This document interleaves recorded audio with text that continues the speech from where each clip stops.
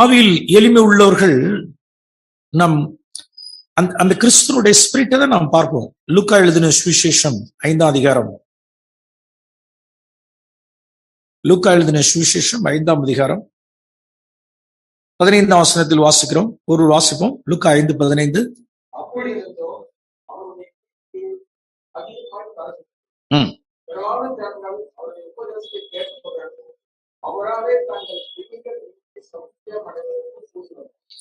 அவரோ என்ன செய்து கொண்டிருந்தார்? 16ஆம் வசனத்தில்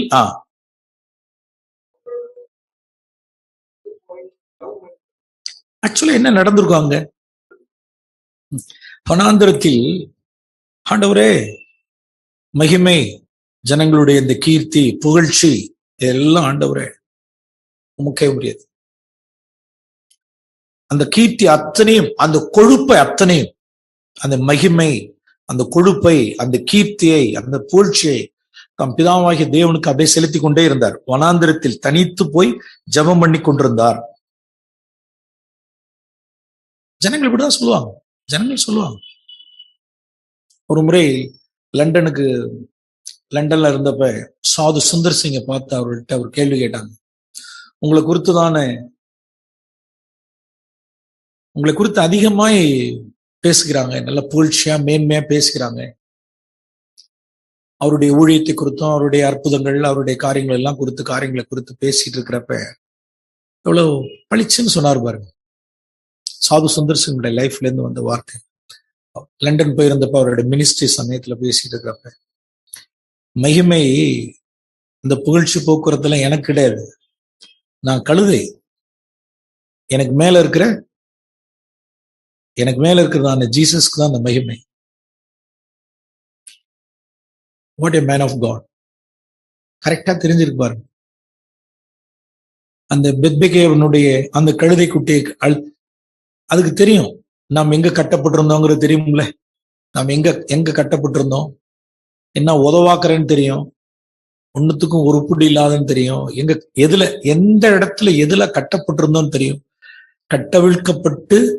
கட்டப்பட்டிருந்த என்னை அவிழ்த்து தன்னை வெளிப்படுத்தி எவ்வளோ இருக்கையில, ஆண்டவரே இந்த கழுதையில நீங்க உண்மை சுமக்கிறதுக்கு எனக்கு ஒரு பாக்கியம் கிடைச்சதே, ஸ்தோத்திரம் ஆண்டவரே அப்படிங்கும் பொழுது அதுல இருக்கக்கூடிய அந்த வந்தனங்கள், அந்த புகழ்ச்சிகள், அந்த விரிப்புகள், அந்த சேலைகள், வஸ்திரங்கள், அந்த மரக்கிளைகள், அந்த அல்லேலூயாக்கள், அந்த ஓசன்னாக்கள் யாருக்கு? அந்த கழுதைக்கா?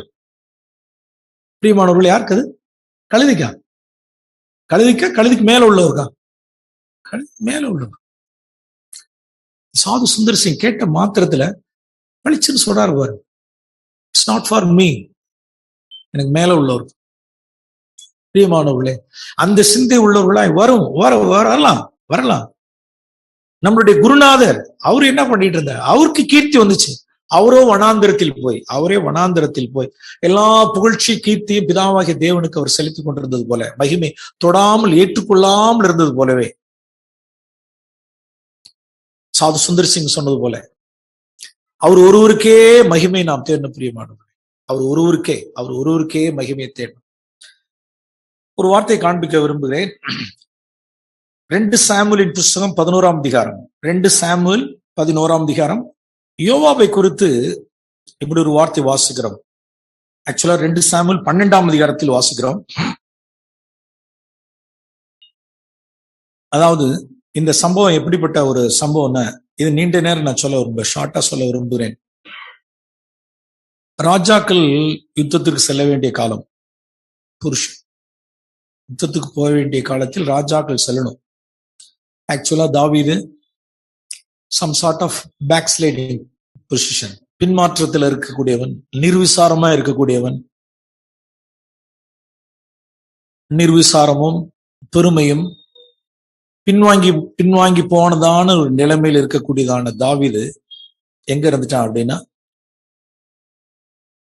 அவன் ஜெருசலேம்ல இருந்துட்டான். ஓகே, இப்ப யுத்தம் எங்க நடக்குது அப்படின்னா, அம்மோனியர்களோடு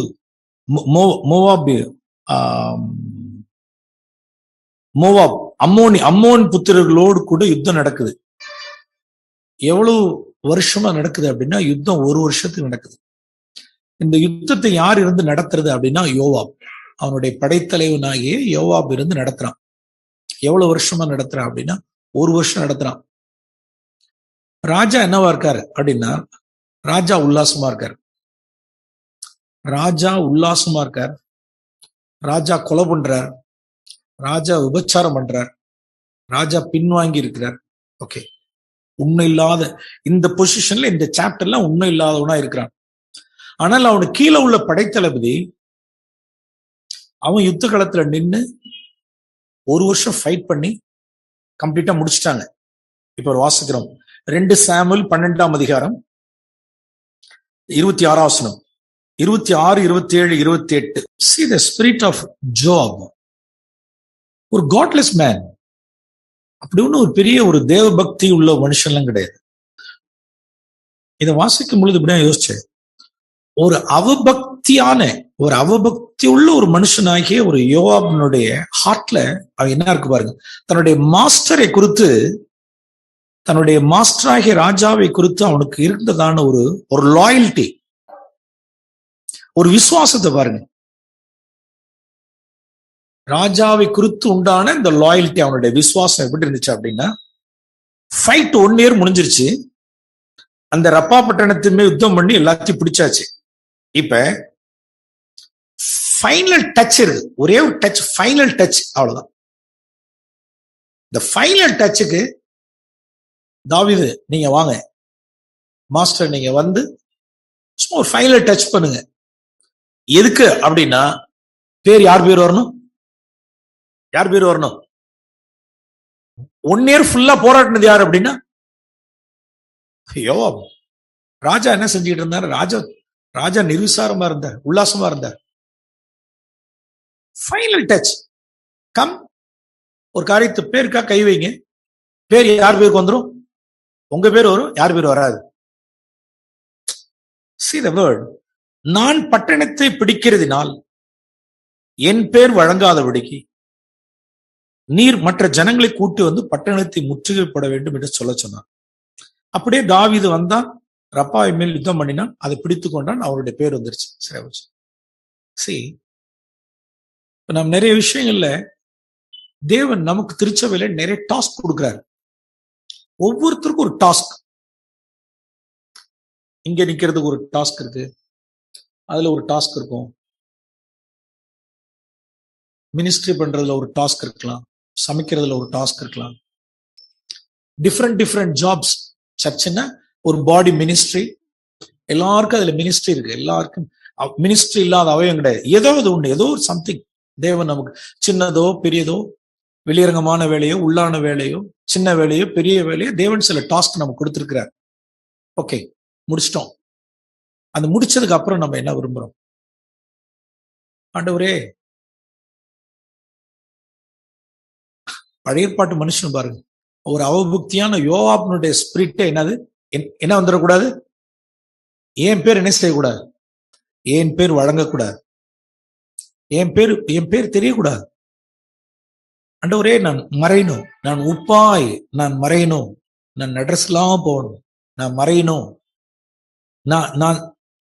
நான் செஞ்சேன், என்னால முடிஞ்சிச்சு, என்னால காரியம் நடந்துச்சு, இதனாலதான் முடிஞ்சிச்சுங்கிற வார்த்தை இல்லாத முடிக்க ஆண்டவரே, அதை நான் வெறுக்கட்டும், அதை நான் பகைக்கட்டும், உம்முடைய பேர் வழங்கணும் ஆண்டவரே. அதான் சங்கீதக்காரன் சொன்ன ஜெபம். எங்களுக்கு அல்ல கர்த்தாவே, எங்களுக்கு அல்ல கர்த்தாவே, உம்முடைய நாமத்திற்கு என்னத்தை உண்டு பண்ணும்? மகிமையை உண்டு பண்ணும். எங்களுக்கு அல்ல, என் பேர் வழங்கப்படக்கூடாது ஆண்டவர். எங்களுடைய பேர் வழங்கப்படாத பிடிக்கி உம்முடைய பேர் வழங்குறது மாத்திரத்திலே யார் விருப்பமுடையவர்களா இருப்பார்கள் என்றால், ஆவியில் எளிமை உள்ள ஒரு மனுஷர்கள் எப்பொழுதும் என்னவா இருப்பாங்க அப்படின்னா, தேவனுடைய நாமத்தினுடைய மகிமைக்கு அவர்கள் கனத்தை சேர்த்து கொண்டே இருப்பார்கள். ஒரு காலம் அவர்களுக்கு என்ன வராது அப்படின்னா, ஒரு காரியத்தை இப்படி நான் சொல்றேன், யோசிச்சு பாருங்க. ஒரு காரியத்தை யோசிக்கிறேன், இன்னொரு காரியத்தை இது தொடர்பு படுத்தி இன்னொரு காரியத்தை சொல்லுவோம். நான் சொல்றது, தாவீது, சாலமன் அப்படின்ட்டு நீங்க தகப்பன் பிள்ளையா பார்க்காதீங்க. ஒரு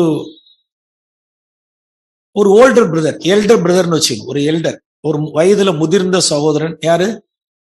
தாவீது. சாலமோன் ஒரு யங்கர் பிரதர், அப்படி வச்சுங்க. 2 பிரதர்ஸ். அப்பா பிள்ளைன்னு பார்க்க கூடாது. நீங்க அப்படி யோசிச்சு பாருங்க. நான் சொல்றதை நீங்க கற்பனையா யோசிச்சுங்க. ஓகே, நான் கேட்கறதுக்கு நீங்களே கூட பதில் சொல்லலாம். தேவனுடைய பெட்டி பிலிஸ்தீர்களிடத்தில், பிலிஸ்தீர்களால் கொண்டு போகப்பட்டதான பெட்டியை திரும்ப கொண்டு வந்தது யாருன்னு சொல்லுங்க. நீங்க பதில் சொல்லுங்க. பிலிஸ்தீர்களிடத்தில், பிலிஸ்தீர்களால் கொண்டு போகப்பட்ட பெட்டி எந்த டைம்ல? ஓப்னி பினகாஸ்னுடைய ஏர்லி டைம்ல கொண்டு போகப்பட்டதான பெட்டி ஆக்சுவலா யாருடைய பீரியட் முடிஞ்சு போச்சு அப்படின்னா, சவுல் ராஜாங்கம் எல்லாம் முடிஞ்சது காலத்துல, அதுக்கப்புறம் தாவீதனுடைய காலத்தில் தான் அந்த பெட்டி என்ன செய்யப்படுது. அப்ப அந்த தேவனுடைய பெட்டி கொண்டு வந்தது யாரு? தாவீது. ஒண்ணு. அந்த தேவனுடைய பெட்டியை கொண்டு வர்றதுக்கு அவன் பட்ட பாடு, அப்பா, அதுக்கு அடி வாங்கி இல்ல, தேவனுடைய பெட்டியை கொண்டு வர்றதுக்கு பட்டார அடி விழுந்துச்சான்னு கேட்டா, அடி விழுந்துச்சு, பயங்கர அடி விழுந்துச்சு. ஊசா அடி வாங்கின. சோ அந்த பெட்டிய அவ்வளவு அரும்பாடு பெற்று அந்த பெட்டியை கொண்டு வந்தவன் தாவீது. ஒண்ணு. இரண்டாவது, கிபியோன் மேட்டில் அந்த தேவனுடைய பெட்டிக்கு ஒரு கூடாரத்தை போட்டு கொடுத்தான். போட்டு அதுதான் ஆலயம் சொல்லப்படுறது அந்த நாட்கள்ல. தேவனுடைய உடன்படிக்கை பெட்டிக்கு ஒரு ஒரு கூடாரம் மாதிரி போட்டு, அதுதான் அந்த நாட்கள்ல நாம் எங்கேயாவது பழைய ஏற்பாட்டுல எங்கேயாவது டெம்பிள்னு வாசிச்சோன்னு வச்சுங்களேன், எங்கேயாவது பழைய ஏற்பாட்டுல சங்கீத புஸ்தகத்துல எங்கேயாவது தாவீது ஆலயத்துக்கு போனா, ஆலயத்தில் இருக்கிறதே நான் விரும்புறேன்னு வாசிச்சு பார்த்தேன். தாவீது காலத்திலேயே ஆலயம் எல்லாம் ஒண்ணும் கிடையாது. சாலமோன் கட்டினதுதான் ஆலயம். அது டெம்பிள்னு வாசிக்கிறப்ப நான் வேற மாதிரி வாசிக்க கூடாது. அந்த தேவனுடைய பெட்டியை கொண்டு வந்து கிபியோன் மேட்டில வச்சு அதுக்கு ஒரு கூடாரம் போட்டு அமைச்சான். அது அந்த நாட்கள்ல ஒரு ஆலயம் போல வச்சுக்கலேன். அதை செஞ்சது யாரு? 2. மூணாவது, இந்த தேவனுடைய பெட்டி இப்படி நான் பெட்டியில இருக்கேன், ஒரு கூடாரத்துக்குள்ள இருக்கேன், இதுக்கு ஆலயம் நான் நல்லா சொகுசா ஒரு அரண்மனை வீட்டுல இருந்துகிட்டு இருக்கேன், தேவனுடைய பெட்டி ஒரு கூடாரத்துல இருக்கு, நான் ஒரு என்னத்தை கட்டணும்? ஆலயத்தை கட்டணும் அப்படின்னு அதை குறித்து ட்ரீம் எக்கச்சக்கமான ட்ரீம், அவ்வளவாய் பாரப்பட்டு ஆசைப்பட்டு விரும்பி அதை குறித்து கனவெல்லாம் கண்டது யாருதான்? தாவீது. நம்பர் 3, 4, அந்த ஆலயம் கட்டணுங்க அப்படிங்கிறதுக்காக 1 நாளாகமும் 22ஆம் அதிகாரம் 14ஆம் வசனம்.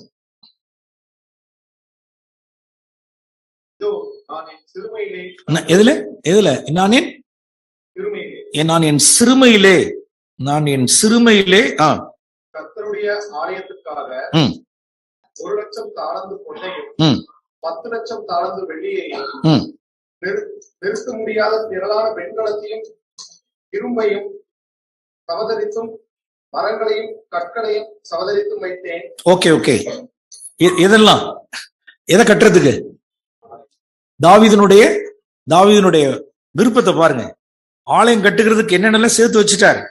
1,00,000 தாலந்து பொன், 10,00,000 தாலந்து வெள்ளி, நிறுத்த முடியாத வெண்கலம், சகலத்தை சவதரிச்சு வச்சிருக்கிறார். ஓகே, இப்ப என்னாச்சு அப்படின்னா, கர்த்தருடைய வார்த்தை வருது. என்னன்னா, நீ ஆலயத்தை என்ன கூடாது, நீ கட்டக்கூடாது, நீ ஆலயத்தை கட்டக்கூடாது அப்படின்ட்டார். அதான் சொன்னேன், நீங்க முதல்ல அந்த தாட்டை எடுத்துடணும். எந்த தாட்டை எடுத்துடணும்னு சொல்லிட்டேன்? அப்பா மகங்கிற தாவீது குறித்து நான் தீர்க்கமா நான் சொல்லுவேன். தாவீது சாலமன் தன்னுடைய குமாரனா இல்லாமல் இருந்திருந்தாலும், ஆமீன், எப்படி சொல்லுகிறேன்? தேவனுடைய சன்னிதானத்திலிருந்து நான் தீர்க்கமா சொல்றேன், அவன் தேவனுடைய இருதயத்துக்கு ஏற்ற புருஷன்.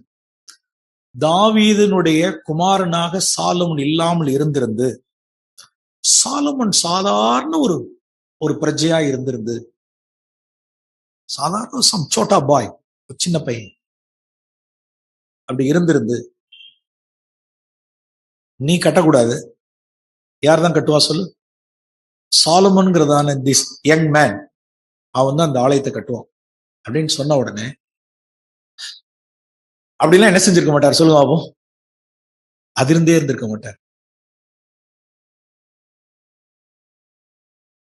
பின்னால வாசிக்கிறோம் 1 நாளாகமும் 29ஆம் அதிகாரம். ஆண்டவர் சொன்ன மாத்திரத்தில் தாவீதுனுடைய ஹார்ட்டை பாருங்க. இதுதான் இந்த ஸ்பிரிட் தான் ஒரு தேவனுடைய, ஒரு மனுஷனுடைய, தேவனுடைய கர்த்தருடைய மகிமையை விரும்புகிற மனுஷனுக்கு இந்த சிந்தனை தான் இருக்கணும்.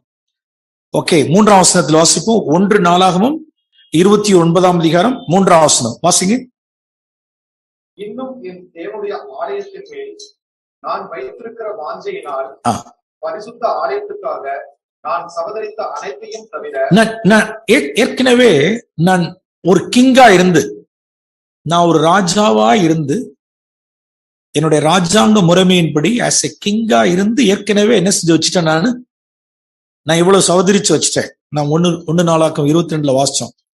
தவிர இப்ப என் பாக்கெட்ல இருந்து எனக்கு சொந்தமான ஃப்ரம் மை ஓன் பாக்கெட், என்னுடைய பாக்கெட்ல இருந்து எடுத்து பொன்னையும் வெள்ளியும் என் தேவனுடைய ஆலயத்துக்கு என்று கொடுக்கிறேன். 4ஆம் அதிகாரத்துல அவர் எவ்வளவு கொடுத்தாருங்கிறதெல்லாம் பின்னால நாம் 4ல வாசிக்கிறோம். எப்ப இதெல்லாம் எதுக்கு அப்புறம்? நீ என்ன செய்யக்கூடாது? நீ கட்டக்கூடாது. This young man, this Solomon தான் கட்டுவான். அப்படியா? ஓ, பிரைஸ் தி லார்ட். அது மாத்திரம் இல்லாம இங்க நான் வாசிக்கிறோம் அதே புஸ்தகத்துல 1 நாளாகவும் 28ஆம் அதிகாரத்துல என்னென்னலாம் காண்பிக்கிறார் அப்படின்னு அந்த ப்ளூ பிரிண்ட் எடுத்து காண்பிக்கிறார். கர்த்தர் ப்ளூ பிரிண்ட் யாருக்கு காண்பிக்கல அப்படின்னா, அந்த ஆலயத்தினுடைய ஒரு காரியத்தை நாம் தெரிந்து கொள்ளணும். பிரியமானவர்களே, நொறுங்காத ஒரு மனுஷனிடத்தில் தேவன் என்ன செய்யறது இல்லைன்னா, ஆலயத்தினுடைய பேட்டர்ன் என்ன செய்ய மாட்டார், காண்பிக்கிறது கிடையாது. சாலமோன் கட்டுவான். நீ யுத்த புருஷனான் அப்படின்னால் நீ இதை கட்டக்கூடாது, உன் மகன் குமாரன் கட்டுவான் ஆண்டவர் சொன்னார். ஆனால் அந்த பிளான், அந்த கட்டுமானத்தினுடைய, அந்த தேவாலயம் கட்டுவதற்குண்டான அந்த பிளான, அந்த ப்ளூ பிரிண்ட, அந்த மாதிரி வடிவத்தை யார்கிட்ட கொடுத்தார் அப்படின்னா, யார்கிட்ட கொடுத்தார்? டாடிகிட்ட தான் கொடுத்தார். யார்கிட்ட? தாவீதின் இடத்துல கொடுத்தார். மோசேட்ட உடன்படிக்கை, அந்த பெட்டியினுடைய, அந்த கூடாரத்தினுடைய காரியங்கள், ஆசரிப்பு கூடாரத்தினுடைய வடிவத்தை மோசேட்ட கொடுத்தார். யாரு? ஒரு புரோக்கன் மேன், ஒரு உடையாத, ஒரு நொறுங்காத ஒரு மனுஷனிடத்துல கர்த்தர் தம்முடைய சபை கட்டுமான காரியத்தினுடைய வடிவங்களை என்ன செய்யறது இல்ல, காண்பிக்கிறதே கிடையாது. அது சர்ச் மட்டும் இல்ல, ஈவன் குடும்ப வாழ்க்கையும் சரி. அந்த குடும்பத்தினுடைய காரியங்களை ஒரு வார்த்தை பார்ப்போம். எசேக்கியேல் 43ஆம் அதிகாரம். தேவன் ஆலயத்தினுடைய, நம்மளுடைய குடும்பம்ங்கிறதான ஒரு ஆலயத்தை, அந்த பேட்டர்னை தேவன் எப்படி காண்பிக்க முடியும், அல்லது சர்ச்சினுடைய பேட்டர்னை தேவன் யார் காண்பிக்க முடியும் என்றால், 10ஆம் வசனத்தில் வாசிக்கிறோம். 9:10 சுருக்கமாய் நான் சொல்ல விரும்புகிறேன். எசேக்கியேல் 43ஆம் அதிகாரம் 9ஆம் வசனம் 10ஆம் வசனம். என் சமூகத்தினின்று நாம் அகற்ற வேண்டியதான காரியங்கள் எல்லாம் நாம் அகற்றும் பொழுது, அருவருப்புகள், வேசித்தனங்கள், தேவனுக்கு முன்பாக இருக்கக்கூடியதான அருவருக்கிறதான விஷயங்களை நம்முடைய சமூகத்திலிருந்து அகற்ற வேண்டிய காரியங்களை அகற்றி, 10ஆம் வசனத்துல தங்கள் அக்கிரமங்களின் நிமித்தம் அதுக்காக என்ன செய்யணுமா, வெட்கப்படணும். அதற்காக வெட்கப்படுகிறவர்களுக்கு இந்த ஆலயத்தை காண்பி. அவர்கள் செய்த எல்லாவற்றின் நிமித்தம் என்ன செய்தால், வாசிப்போம் 11ஆம் வசனத்தை வாசிங்க. அவர்கள் செய்த எல்லாவற்றின் நிமித்தமும் வெட்கப்பட்டால், அப்பொழுது இந்த ஆலயத்தின் ரூபத்தையும் அதன் அளவையும் அதன் முன் வாசல்களையும் அதன் பின் வாசல்களையும் அதன் எல்லா ஒழுங்குகளையும் அதன் எல்லா கட்டளைகளையும் அதன் எல்லா நியமங்களையும் அதன் எல்லா சட்டங்களையும். எவ்வளவு வார்த்தைகள் பாருங்க, இந்த வார்த்தைகள், அந்த அவ்வளோ வார்த்தைகளையும் ஆண்டவர் என்ன சொல்றாரு அப்படின்னா, அவர்கள் கண்களுக்கு முன்பாக எழுதிவை, கண்களுக்கு முன்பாக எழுதிவை. தேவன் அந்த பேட்டர்னை தேவன் யார் ஆலயத்தினுடைய பேட்டர்னை தேவன் யார் காண்பிக்கிறார் அப்படின்னா, இங்க வசனத்துல வாசிக்கிறோம், தங்களுடைய எல்லா அருவருப்புகளின் அக்கிரமங்களுக்காக தங்களை என்ன செய்கிறவர்கள், வெட்கப்படுகிறவர்கள், அருவருக்கிறவர்கள், கர்த்தருடைய சமூகத்திலிருந்து அகற்றுகிறவர்கள் தேவன் அவர்களுக்கே காண்பிக்கிறார். உடைந்து நொறுங்கின பாத்திரமாகிய மோசேக்கு காண்பிக்கிறார். உடைந்து நொறுங்கின பாத்திரமாகி தாவீதுக்கு தன்னுடைய பேட்டர்னை காண்பார். சோ அந்த தாவீதை குறித்து நான் வாசிச்சோம். இவ்வளவு காரியங்களை ஒண்ணுன்னா சொன்ன பாருங்க. அந்த பேட்டர்னையும் எடுத்து தன்னுடைய குமாரனுக்கு காண்பிச்சு ஜெபம் பண்றாரு பாருங்க. 2 சாமுவேல் 7:17 அதிகாரம் எடுத்து திருப்ப வேண்டியதில்லை. 2 சாமுவேல் 7:26 ஆண்டவரே உம்முடைய நாமம் மகிமைப்படுவதாக. அவ்வளவு.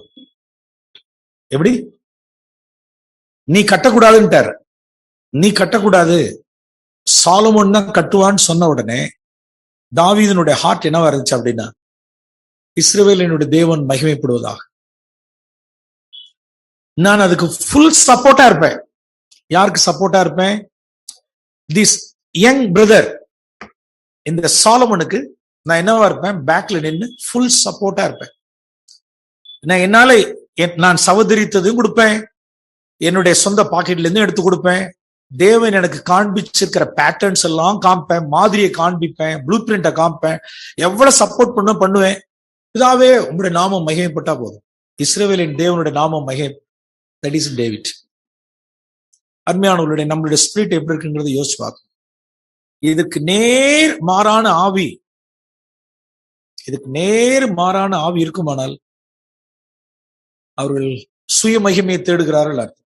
அவர்கள் சுய மகிமையை தேடுகிறார், தேவனுடைய மகிமையை தேடல, சுய மகிமையை தேடுகிறவர்கள்.